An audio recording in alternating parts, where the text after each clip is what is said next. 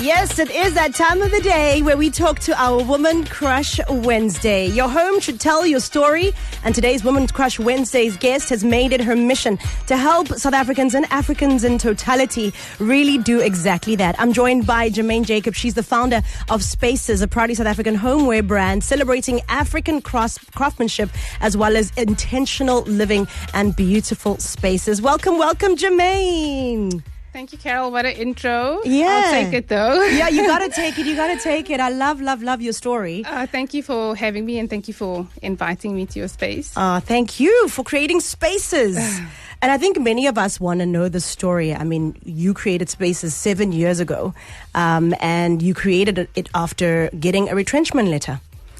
Can you talk us through that whole, most people, when they get that letter, it's like the end. Like, okay, this is my life and this is my story. A lot of people do not see beyond that as a door that's possibly opening for a new opportunity and maybe something tangible. So, definitely, as a South African losing your job, there is no time, or there's no right time to lose your job, especially as a South African. It was probably the lowest point of my working career. And the funny thing is that the organization that I work for, we knew that it was happening a year before. So in my mind, I had accepted that it would be coming, and I was okay with that. Yeah. I had also started my business on the side, and I was okay with being retrenched because then that would give me a bit of a runway financially in terms of figuring out my next move, whether I go back into corporate or I start something or I continue with what I've started. But then on the flip side of that, the thought was also that if I were to keep my corporate job, I could start my business at my own pace, learn as I go. There was no added pressure for a business to be profitable off the bat. And I really wanted to experience enjoying that part of the process. But obviously I was retrenched. Yeah. And I remember this day because it was close to Christmas. Oh, no. And they had rented a space close to Gateway. So there were decorations everywhere. I was losing my job. It was probably...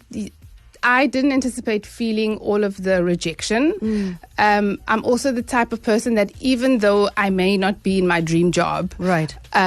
I will still do my best. I was great at my job, so it was still a feeling of being rejected. And all while this is happening, it was obviously getting closer and closer to Christmas. So the flip side, though, is that it really forced me in a situation where I had to face myself and ask the hard questions, because I knew that I needed to make a change. But I think if I hadn't lost my job, I would probably have... that change would have probably come much later. I would have probably not faced it at that point. So it was like an inflection point of deciding, okay, well, what is it that you really want?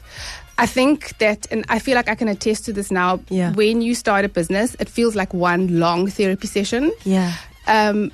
It's the fastest way to get to know the real you. What is it that you really want? How far you're willing to go for it, what your capabilities are, how long you're able to sacrifice. It's it really gets to the bare bones of who you are. Wow. And I feel by losing my job really opened up that conversation. That conversation, which now has led to Spaces. You did say you started it whilst you're working, but then, the whole retrenchment happened and you had to now expedite this thing to work out. Spaces is 7 years old. Talk to us about Spaces and what exactly you offer as Spaces. Okay, so just for some context, I've always been into interiors, design. It's something that it's always been a side passion project of mine. When I discovered Mudcloth, this was probably about 2018, so about 8 years ago, I have always been attracted to homeware that tells a story, that is unique, that is different, and this really ticked all the boxes for me. Right. And when I found that it originates from Mali, which is obviously in West Africa, I love the story behind that, where they produce this cloth in a cotton textile and all the prints are painted on. They are painted on using this fermented mud material that is made up of things like tree leaves and tree bark, and they basically paint on the fabric. So I love the story of that. At the time when I discovered this textile, I was about to order it in from an international website. Right. And I was like, hell no, there's absolutely no way this is coming back to Africa. Yes. And I convinced myself that I could find this product locally. And obviously back then I was Googling, making calls, and just not finding an end product. Right. I did eventually phone a bunch of wholesalers, and someone agreed to send me a piece of textile.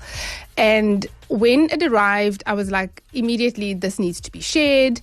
Why are we not talking about it? Why is it not available? Why couldn't I find it? And I think I didn't at the time see the white space, but I just wanted to share this piece of textile, and I felt like there should be products made around it. And I think that's sort of where the idea came about.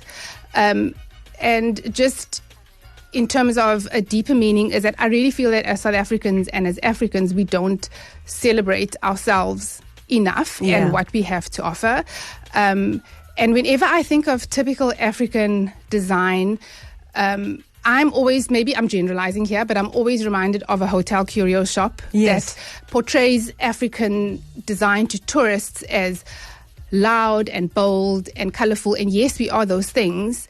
But we are also understated and refined and minimal and chic. We can be those things too. Right. And that's always been the story that we've been trying to tell, that we don't necessarily need to look to Western cultures for that inspiration. Correct. And that's always been the North Star and the core of why the business started. Yes. It was also for me, I'd been trying to get into the industry for as long as possible, and I couldn't see a way of how to inject myself into the industry, and this was a way for me to start that ball rolling. Right. Now, tell me, Spases is, as you mentioned, it's home decor. It's made. You've made it from passion, from the love of Africa and the African resources that we have. For someone who wants to get a hold of Spases, for example, and they want to engage with your product, maybe buy it for their house. I know you are available at certain boutique hotels. How do people get in touch with your products and get a hold of your products? So we are a strictly online business. Yes. You would go to spases.net. Either you can also reach out on our Instagram, which is @shop_spaces. Yeah. And then we are available in boutique stores and hotels, probably across more the Western Cape and then parts of the Eastern Cape as well. Oh, that's beautiful. What has been the proudest moment for Spaces over these past 7 years? Is it being in a particular, getting your first wholesale customer? What has been your proudest moment, just looking back at this brand you've created? I think the feeling of when you see your products in their forever homes never gets old. Yeah. We've recently expanded, or I've been trying to expand our footprint to trade. So whenever I see products in a commercial space, it's always something that I'm very proud of. Yeah. And that's sort of the direction of the store, of where we want to grow into. Yeah. My dream is probably to see our products in an international space, in an international hotel space. I love that. I mean, I'm looking at some of your cushions, for example. They come from this mud cloth that you speak about from Mali. Absolutely sensationally beautiful. Now, you wear many hats. You're an entrepreneurial wife. You're a mom. You're all about wellness. You speak a lot about how having a supportive husband has helped you be the woman that you are. I mean, hubby is here, Rory, taking videos and doing the whole thing. Talk to us about how important support is for, a woman in business.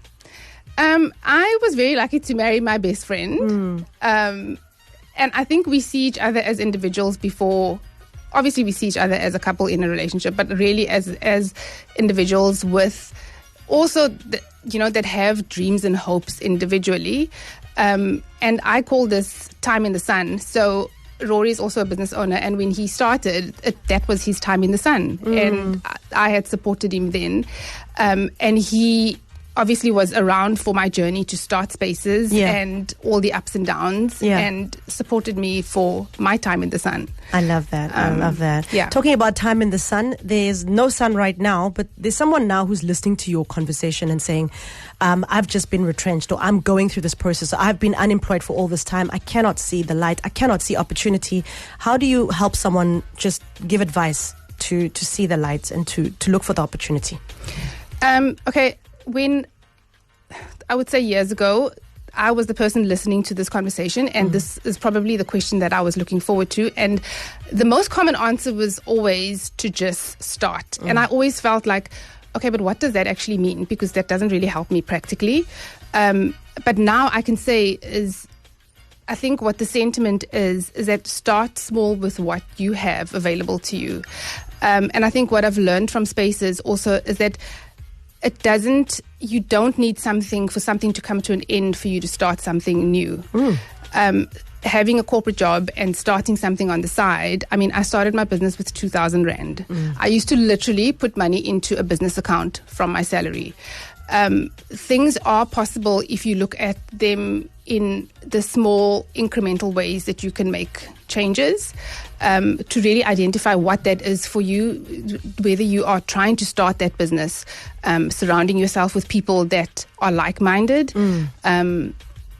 I would say start there. Start there. Well, those are the words of Germain Jacobs, founder and owner of Spases. You can find Spases on spaces.net. The most amazing cushions. I'm a cushion girl, so I'm like looking here. I'm like, we need new cushions. And of course, other items that you can find in their ceramics, etc. Thank you so much, Germain, for your time. Thank you, Rory, for coming along with the wifey this morning. We appreciate it. Thank you again, Germain, for chatting to us. Thank you so much, Carol. I appreciate it. Carol Ofori. Weekdays 9 to 12 p.m. East Coast Radio.